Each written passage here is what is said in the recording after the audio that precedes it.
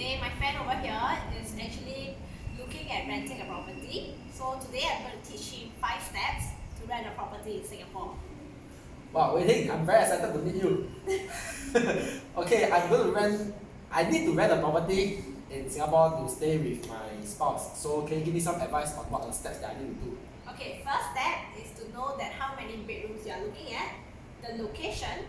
So for example, for you and your spouse, you are looking at maybe just the two of you staying in, so you wouldn't want to go up to like 4 bedrooms, maybe 1 to 3 bedrooms depending on your needs. Like for example, do you need an extra study rooms or do you need extra space to put in your stuff and so on. Second thing to take a look at is in terms of the locations. Do you need it to be near MRT stations? So stream down to all your needs that you want, whether you want it to be near different areas, different locations near your parents, or what are the facilities that you're looking at. Step 2, once you have selected your house after you have viewed it and you're interested in it, what we will be doing is that we will give up the offer with a letter of intent together with a security deposit to the landlords. And then the landlord will review your letter of intent. And one thing important to take note is that write in your condition in the letter of intent. For example, to remove certain furniture that you're not looking at, or to add in certain furniture that you are requesting the landlord to provide. After which, we will go through, once the landlord has accepted it, we will go through a process of checking the tenancy agreements. A draft tenancy agreement will be sent over to you. Review it, and if let's say there's any inquiries, feel free to ask the agents.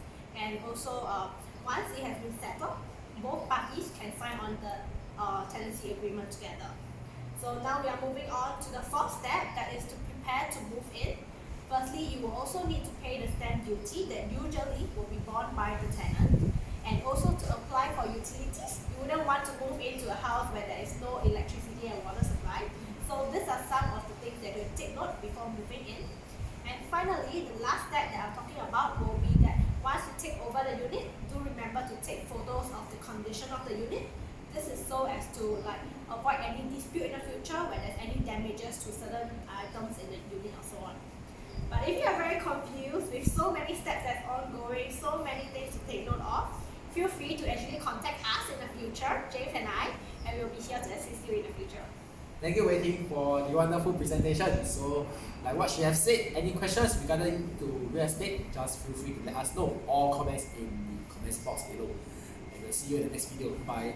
Bye.